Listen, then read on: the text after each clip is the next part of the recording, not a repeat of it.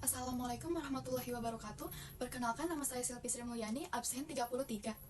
Di sini saya akan menjelaskan kebijakan-kebijakan politik dalam negeri, kebijakan politik Susilo Bambang Yudhoyono dengan dampak-dampaknya.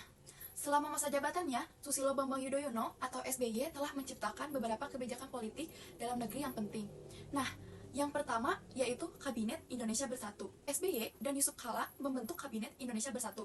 Tujuannya dari kebijakan ini adalah untuk menciptakan pemerintah yang bersatu dan merangkul berbagai elemen dan partai politik. Lalu, apakah kebijakan politik SBY Kabinet Indonesia Bersatu ini berhasil atau tidak? Nah, evaluasi terhadap keberhasilan atau kegagalan kebijakan politik Susilo Bambang Yudhoyono atau SBY dan Kabinet Indonesia Bersatu dapat bervariasi tergantung pada perspektif yang digunakan dan kriteria yang dijadikan patokan. Beberapa aspek yang dapat dipertimbangkan dalam evaluasi tersebut termasuk pertumbuhan ekonomi, stabilitas politik, peningkatan kesejahteraan sosial, penanganan korupsi, dan pencapaian dalam bidang lainnya. Lalu, sebagian orang mungkin melihat bahwa SBY dan Kabinet Indonesia Bersatu ini berhasil gitu dalam mencapai berbagai halnya itu, seperti menjaga stabilitas politik, memperkuat pertumbuhan ekonomi, dan meluncurkan program-program sosial seperti program Keluarga Harapan PKH untuk mengurangi kemiskinan. Namun, ada juga kriteria terhadap kebijakan politiknya, terutama dalam hal penanganan korupsi, pertimbangan sosial, dan beberapa kebijakan kontroversial lainnya. Sebagai contoh, beberapa kritikus menilai bahwa pemberantasan korupsi di bawah pemerintahan tidak cukup efektif dan masih terjangkau kasus-kasus korupsi yang signifikan. Jadi, apa kesimpulannya? Kesimpulannya yaitu penilaian terhadap keberhasilan atau kegagalannya kebijakan politik SBY dan Kabinet Indonesia Bersatu ini tuh akan sangat subjektif dan tergantung pada sudut pandang individu serta kriteria evaluasi yang digunakan. Yang kedua yaitu mengatasi masalah disintegrasi bangsa. Susilo Bambang Yudhoyono berfokus pada masalah disintegrasi bangsa dan mencoba untuk mewujudkan kesehatan politik dalam pemerintahannya.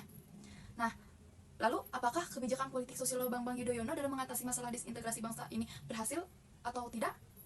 Baik, seperti saya katakan tadi, penilaian terhadap keberhasilan kebijakan politik Susilo Bambang Yudhoyono dalam mengatasi masalah disintegrasi bangsa juga dapat bervariasi, tergantung pada sudut pandang dan kriteria yang digunakan.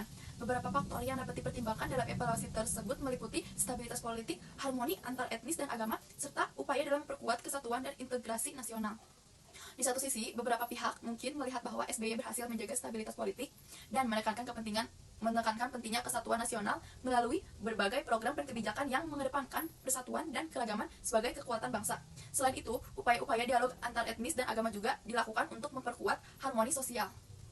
Namun, di sisi lain terdapat juga kritik terhadap kebijakan politik Susilo Bambang Yudhoyono dalam hal mengatasi masalah disintegrasi bangsa. Beberapa kritikus menilai bahwa terdapat kegagalan dalam menangani konflik horizontal ketidakadilan sosial di berbagai wilayah Indonesia. Dengan demikian, penilaian terhadap keberhasilan kebijakan politik Susilo Bambang Yudhoyono dalam mengatasi masalah disintegrasi bangsa masih menjadi perdebatan atau percecokan dan tergantung pada sudut pandang serta kriteria evaluasi yang digunakan oleh masing-masing individu atau oleh kita sendirinya gitu. Yang ketiga, apakah kebijakan politik Susilo Bambang Yudhoyono mencegah aktivitas illegal leaching berhasil atau tidak? Dalam upaya mencegah aktivitas illegal leaching, SBY memperkenalkan berbagai kebijakan dan program. Antara yang pertama ada moratorium hutan. Pemerintah SBY memperpanjang moratorium hutan pada tahun 2007 yang melarang pemberian izin baru untuk mengubah hutan primer dan lahan gambut menjadi perkebunan atau tambang. Yang kedua ada penguatan penegakan hukum. SBY memperkuat penegakan hukum terhadap perilaku illegal leaching dengan melibatkan aparat kepolisian dan aparat penegak hukum lainnya. Yang ketiga, kerjasama internasional. Pemerintah SBY juga melakukan kerjasama internasional dalam upaya pencegahan illegal leaching, termasuk kerjasama dengan negara-negara lain dan organisasi internasional. Meskipun ada beberapa upaya yang dilakukan, efektivitas dalam mencegah aktivitas illegal leaching tetap menjadi perdebatan. Meskipun ada peningkatan dalam penegakan hukum dan beberapa penurunan dalam tingkatan deforestasi, aktivitas illegal leaching masih terjadi di beberapa wilayah Indonesia. Yang keempat, apakah kebijakan politik SBY memberantas terorisme berhasil atau tidak? Penilaian terhadap keberhasilan kebijakan politik Susilo Bambang Yudhoyono atau yang disebut dengan SBY dalam memberantas terorisme dapat bersifat subjektif dan kompleks. Ada beberapa keberhasilan yang bisa diidentifikasi seperti penangkapan dan pengadilan sejumlah anggota jaringan teroris serta pencegahan beberapa rencana serangan. Namun terdapat juga serangan teroris yang terjadi selama pemerintahannya, sehingga ada pendapat yang beragam dalam menilai keberhasilan kebijakan politik SBY dalam memberantas terorisme. Beberapa orang mungkin menganggap bahwa ada kemajuan dalam upaya memberantas terorisme, sementara yang lain mungkin merasa bahwa lebih banyak lagi yang bisa dilakukan untuk mengatasi ancaman ini.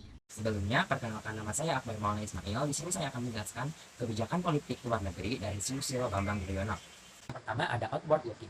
Kebijakan politik Susilo Bambang Yudhoyono yang mengarah ke arah outward looking atau berorientasi keluar telah melibatkan berbagai upaya untuk memperkuat posisi Indonesia di panggung internasional, seperti memperluas kerjasama dengan negara-negara lain dan meningkatkan partisipasi Indonesia dalam forum-forum internasional. Beberapa contoh kebijakan yang mendukung orientasi ini yaitu Indonesia aktif dalam organisasi internasional seperti ASEAN, G20, dan WTO. Dalam beberapa hal, kebijakan politik SBY outward looking ini berhasil. Dengan kebijakan ini, Indonesia dapat meningkatkan peran dan pengaruhnya di tingkat internasional dan menjadi lebih terlibat dalam forum-forum regional dan global. Namun, ada juga kritik terhadap kebijakan ini. Beberapa tantangan seperti isu perdagangan dan perlindungan lingkungan masih menjadi perhatian yang belum terselesaikan. Selanjutnya, ada mengedepankan soft power. Soft power adalah cara untuk mempengaruhi negara lain melalui daya tarik budaya, ideologi, dan kebijakan domestik, bukan melalui kekuatan militer atau ekonomi. Pertama, SBY mempromosikan Indonesia sebagai negara yang memiliki budaya yang kaya dan pluralisme yang kuat, dan dapat meningkatkan citra positif Indonesia di mata dunia. Program-program seperti Visit Indonesia Year dan upaya promosi budaya Indonesia di kancah internasional telah meningkatkan daya tarik budaya negara ini. Kedua, SBY juga aktif dalam diplomasi multilateral dan regional yang membantu meningkatkan profil Indonesia di panggung internasional dalam forum-forum seperti ASEAN, G20, PBB, serta peran lainnya dalam penyelesaian konflik di kawasan telah memperkuat citra Indonesia sebagai pemain penting dalam diplomasi regional dan global. Namun demikian, ada juga kritik terhadap keberhasilan kebijakan soft power dari SBY ini. Beberapa kritikus menilai bahwa meskipun upaya untuk mempromosikan budaya dan nilai-nilai Indonesia telah dilakukan, namun efektivitasnya dalam mencapai tujuan politik dan strategis yang lebih besar masih menjadi perdebatan. Assalamualaikum warahmatullahi wabarakatuh. Saya Nur Anisha Siah dari absen 30. Di sini saya akan melanjutkan dari teman saya mengenai kebijakan politik luar negeri pada zaman Pak Susilo Bambang Yudhoyono atau biasa kita kenal sebagai Pak SBY. Yang ketiga ada bercorak high politics. Kebijakan luar negeri Pak Susilo Bambang Yudhoyono ini tidak secara eksklusif fokus pada high politics, yaitu aspek keamanan dan politik internasional yang lebih dominan dalam hubungan antar negara.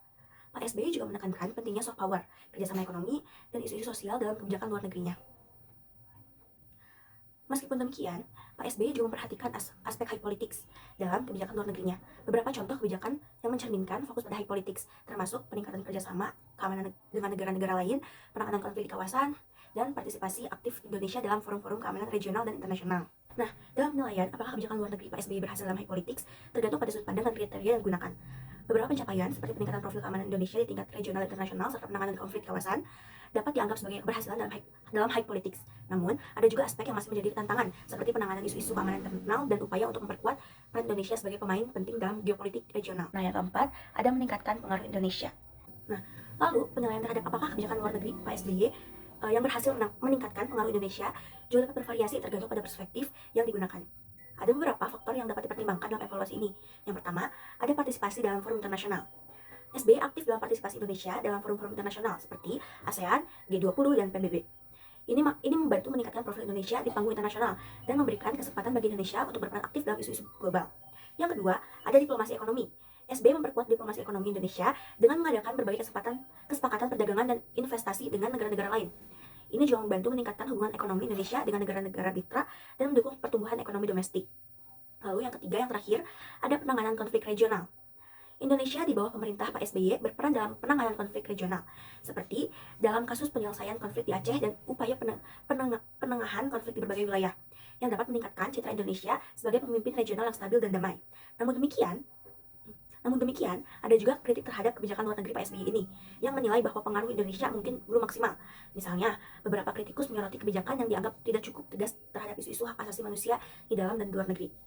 Nah, cukup sekian dari dampak kebijakan politik luar negeri yang saya jabarkan dan teman-teman saya jabarkan.